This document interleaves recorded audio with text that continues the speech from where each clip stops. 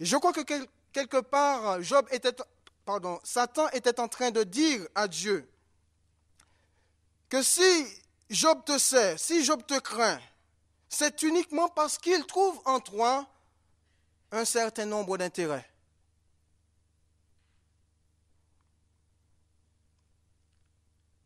Job te craint, Job te sait, sa crainte et son amour pour toi est lié, premièrement par le fait de ta protection.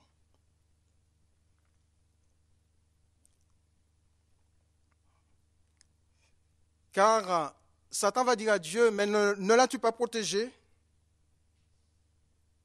Non seulement tu l'as protégé, mais tu as protégé sa maison, tu protèges sa maison, tu protèges sa famille, et tu protèges tout ce qui est à lui.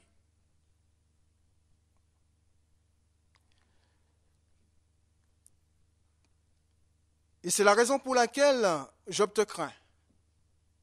Parce que Job sait très bien derrière qu'il y a la protection divine, qu'il y a là la protection de Dieu. La protection de Dieu sur sa vie, la protection de Dieu sur sa maison, la protection de Dieu sur sa famille, la protection de Dieu sur ses biens. Et c'était vrai.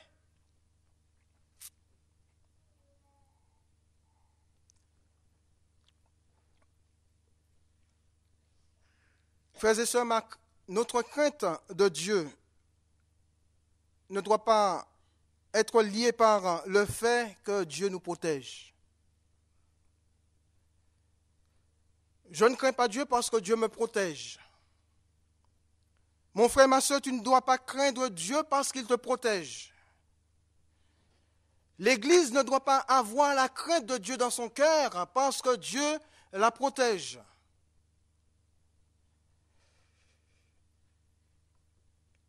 Et c'est vrai, Dieu nous protège. Comme nous l'avons chanté, il est devant nous, derrière nous, en haut, en bas, tout autour de nous. Jésus lui-même nous a promis protection.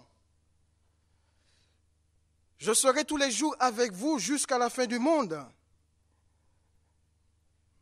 Mais Jésus ne nous a jamais dit que nous serons exempts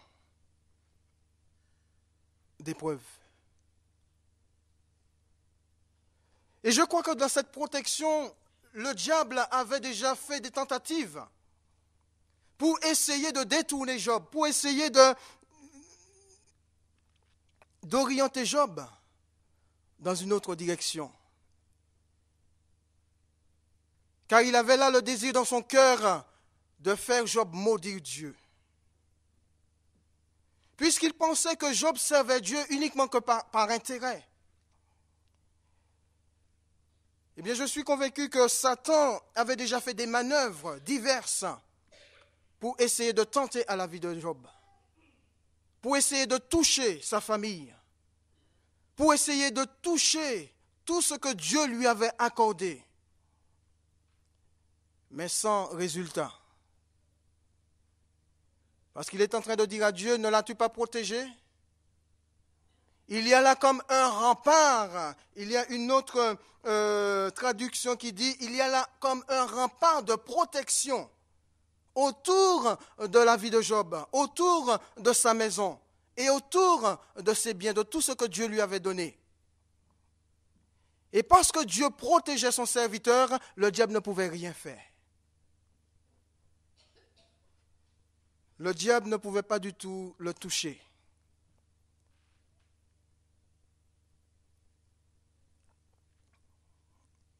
Dieu vous protège. Dieu nous protège. Dieu protège l'Église.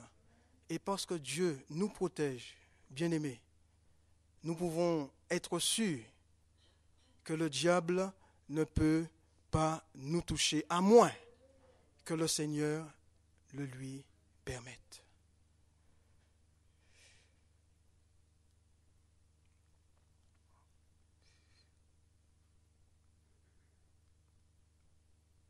Dieu était pour Job une forteresse dans laquelle Job se réfugiait. Dans le psaume 91 au verset 1er, le psalmiste déclare que celui qui demeure sous l'abri du Très-Haut repose à l'ombre du Tout-Puissant. Celui qui demeure sous l'abri du Très-Haut repose à l'ombre du Tout-Puissant. Je dis à l'Éternel, mon refuge, ma forteresse, mon Dieu en qui je me confie. Amen. Je dis à l'Éternel, mon refuge, ma forteresse, mon Dieu en qui je me confie. Amen. Dieu était pour Job un rempart, une forte muraille. Sa propre protection. Et en demeurant sous l'abri du Très-Haut, Job reposait lui-même à l'ombre du Tout-Puissant. Et comme je l'ai dit, rien ne pouvait lui arriver tant qu'il demeurait à l'ombre du Tout-Puissant. Rien ne pouvait arriver à sa maison tant qu'il reposait à l'ombre de son Dieu. La protection divine était évidente dans la vie de Job, parce que toutes les tentatives faites contre lui avaient échoué. Job te sert uniquement parce que tu le protèges. L'intérêt que Job a pour toi est secondement lié par le fait que tu l'as béni. Non seulement tu le protèges, c'est normal qu'il te craigne, c'est normal qu'il te serve, mais en plus de cela, tu le bénis. Tu as béni l'œuvre de ses mains, et ses troupeaux couvrent le pays. N'est-il pas normal qu'il te craigne et qu'il te serve parce qu'il a reçu de toi des biens en abondance?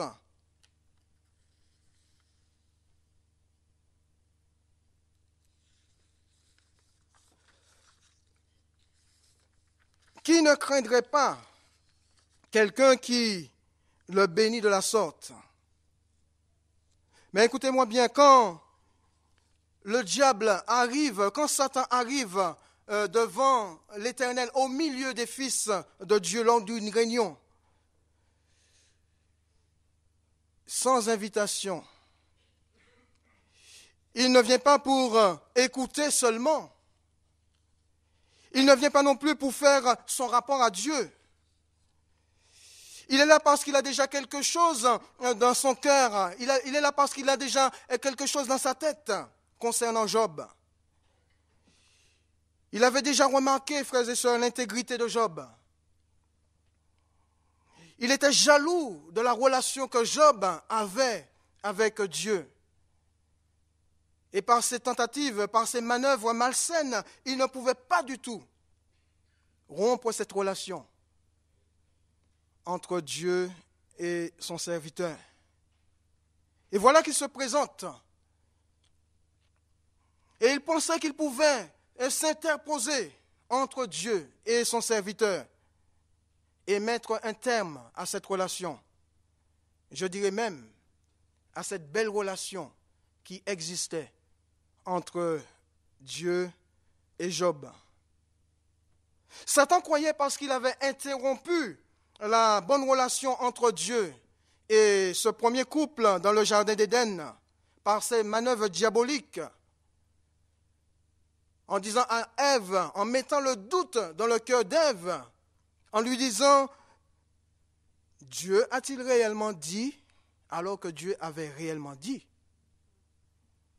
Et au travers de la désobéissance, Satan va mettre un terme à la relation que Dieu avait avec Adam et Ève dans le jardin d'Éden. Job te sert, Job t'aime. Job te craint uniquement parce que tu le gardes, parce que tu le protèges et parce que tu le bénis. Mais moi, je vais te proposer quelque chose qui va changer les relations entre ton serviteur et toi.